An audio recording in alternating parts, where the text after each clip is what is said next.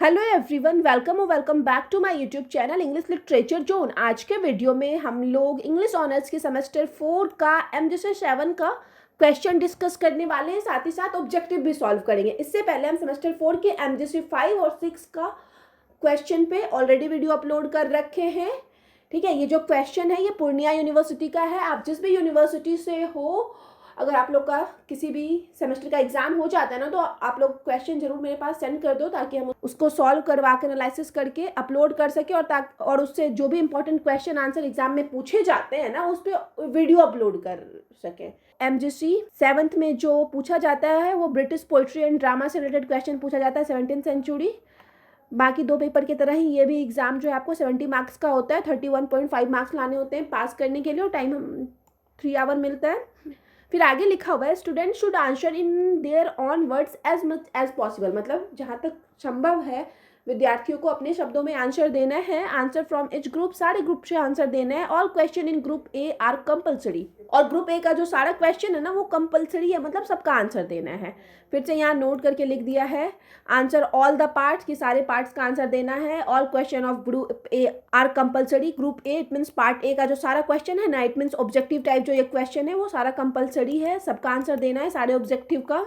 Start करते हैं objective type का question answer. Choose the correct answer from the options provided in each question. 2 10 या 20 marks का objective आता है पेपर 7 में भी आपको।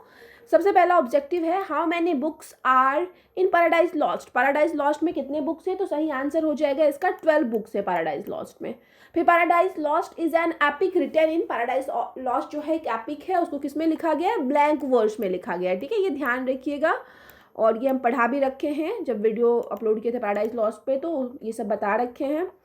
फिर जो थर्ड ऑब्जेक्टिव है वो है Ben Jonson is associated with. Ben Jonson जो कि द अल्केमिस्ट लिख रखे हैं आप लोग के सिलेबस में, द अल्केमिस्ट है बेन जॉनसन का वर्क, तो वो किस चीज़ से संबंधित है, तो वो संबंधित है कॉमेडी ऑफ ह्यूमर। तो कॉमेडी ऑफ ह्यूमर से रिलेटेड क्वेश्चन एग्जाम में आपके आ सकता है, चाहे वो शॉर्ट क्वेश्चन पूछ दे या लॉन्ग क्वेश्चन पूछ दे, तो आप कॉमेडी ऑफ ह्यूमर के बारे में जरूर पढ़ के जाओ। फिर फोर्थ है women beware women is. Women beware women जो है वो किस तरह का ट्रेजेडी है, वो एक जैकोबियन ट्रेजेडी है। जब वुमेन बिवेयर वुमेन पे हम वीडियो अपलोड किए थे तो उसमें बताए हुए थे कि जैकोबियन पीरियड में लिखा गया था, और ये जैकोबियन ट्रेजेडी है। ठीक है, उसके बाद आगे का ऑब्जेक्टिव देखते हैं। फिफ्थ में है which is the most appropriate remark about John Donne, कि जॉन डन के बारे में इन चारों में से सबसे सही टिप्पणी, सही रिमार्क क्या है, तो ये थर्ड वाला हो जाएगा कि he wrote both holy and secular poetry, कि वो दोनों तरह का पोएट्री लिखते थे, होली भी और सेकुलर भी। 6 में है which is not a character of Ben Jonson play the alchemist, मतलब आप लोग के सिलेबस में जो द एल्केमिस्ट है ना बेन जॉनसन का प्ले, उसमें कौन सा कैरेक्टर नहीं है, तो सही ऑप्शन ये मॉस्का होगा। अगर आप लोग थोड़ा बहुत भी पढ़ रखे हो, समरी भी, तो आप लोगों को पता होगा कि ये जो 3 कैरेक्टर है एल्केमिस्ट में, इन तीनों के इर्द गिर्द ही पूरी कहानी है। ठीक है, और हम लोग से पूछ रहा है नोट ए कैरेक्टर, तो ये सही ऑप्शन इसमें मॉस्का हो जाएगा। ये मॉस्का जो है बेन जॉनसन के दूसरे वर्क वॉलपोने का एक कैरेक्टर है। ठीक है, बेन जॉनसन का एक और वर्क है वॉलपोने, तो ये ध्यान रखिएगा, और उसी का ये मॉस्का नाम का कैरेक्टर है। फिर 7th में है John Donne was no take. इसमें से जॉन डन जो है क्या नहीं थे, तो सही ऑप्शन हो जाएगा टीचर नहीं थे। जॉन डन जो थे एज ए लॉयर भी, एज ए प्रिस्ट और एज ए पोइट भी काम कर रखे हैं जॉन डन। फिर है death be not proud is a dash by done, कि डेथ बी नोट प्राउड जो पोएम है वो डन के द्वारा लिखी गई क्या है, तो सही ऑप्शन हो जाएगा कि डेथ बी नोट प्राउड जो है वो एक सोनेट है, इट मीन्स 14 लाइन्स की पोएम है। फिर 9th में है who is not a Jacobean playwright, कि इसमें से कौन से जो ऑथर हैं वो जैकोबियन प्ले राइट नहीं है, तो सही ऑप्शन थॉमस किड हो जाएगा। बेन जॉनसन, जेम्स वेबस्टर, या फिर थॉमस मिडल्टन, या फिर जॉन फ्लेचर जो है ना, ये सारे जैकोबियन प्ले राइट हैं। अब सबसे आखिरी ऑब्जेक्टिव बचता है, तो 10th में दिया गया है the game of chess is depicted in, कि किस प्ले में गेम ऑफ चेस के बारे में बताया गया, तो सही ऑप्शन हो जाएगा वुमेन बिवेयर वुमेन के बारे में जो है चेस गेम के बारे में बताया गया है। ठीक है, आप लोग को पता होगा कि जब लिविया और old women it means Bianca की जो एक मदर इन लॉ रहती है, वो लिविया जब उसको मिलने बुलाती है ना, तो दोनों मिलके चेस का गेम खेल रहे होते हैं, तभी जो राजा है ना वो बियांका को प्रपोज करता है, ठीक है, सेड्यूस करने की कोशिश करता है, तो उस समय प्ले में जो है चेस का गेम चल रहा होता है। ठीक है, तो इसका सही ऑप्शन वुमेन बिवेयर वुमेन हो जाएगा। अब हम लोग का ऑब्जेक्टिव वाला सेक्शन खत्म हो गया। ऑब्जेक्टिव थोड़ा इजी ही आ रखा था, पार्ट बी में जो है शॉर्ट आंसर टाइप क्वेश्चन है कि शॉर्ट क्वेश्चन आंसर पूछा गया है। यहाँ पे नोट में क्लियरली लिख दिया है answer any 4 question of the following, कि 4 ही क्वेश्चन का आंसर देना है। 4 5 या 20 मतलब 5 मार्क्स का 4 क्वेश्चन पूछा गया है, 4 क्वेश्चन ही लिखना है। एक्स्ट्रा क्वेश्चन दिया हुआ रहता है इस वाले पार्ट में। सबसे पहले है how does paradise lost open, ये पैराडाइज लॉस्ट जो है किस तरीके से ओपन होता है उसके ओपनिंग के बारे में लिखना है, तो ये ऑलरेडी डिस्कस कर रखे हैं हम अपने वीडियो में।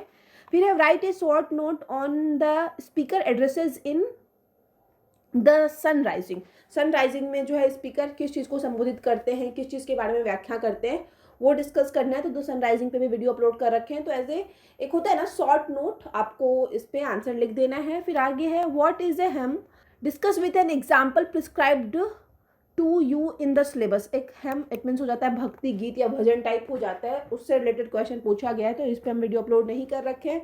फिर 5th में है right in brief the condition of Saturn, Saturn की कंडीशन के बारे में लिखना है। एंड द फॉलन एंजल्स, और जो एंजल्स मतलब जिनको भेज दिया गया था नर्क में, उनके कंडीशन के बारे में लिखना है। After their fall into the hell, मतलब जब उनको हेल में भेज दिया गया ना तो उनका कैसा कंडीशन था, किस कंडीशन में वो लोग रह रहे थे ना, उस कंडीशन के बारे में लिखना है। तो ये भी हम डिस्क्राइब किए हुए हैं जब हम पैराडाइज लॉस्ट पे वीडियो अपलोड किए हुए हैं, तो थोड़ा बहुत मिला जुला के इसमें भी आप लिख ही सकते हो।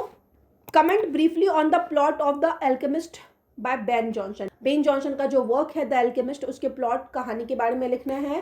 फिर सबसे आखिरी है 7th नंबर का write in short on Bianca's elopement, Bianca के इलॉपमेंट के बारे में। इट मीन्स बियांका जो वुमेन बिहेवियर वुमेन की कैरेक्टर है ना, वो जो भाग के शादी करती है, भाग जाती है, उस बारे में लिखना है। ठीक है, फिर आगे जो है हम लोग का पार्ट सी है जिसमें कि लॉन्ग आंसर टाइप क्वेश्चन पूछा जाता है 3 10 या 30 मार्क्स का, मतलब 3 क्वेश्चन का ही आंसर देना है। यहाँ लिखा हुआ भी है कि answer any 3 of the following question, 5 question दिया हुआ है। Paradise Lost justifies God's ways to man, examine, यहाँ पैराडाइज लॉस्ट के बारे में पूछा गया है।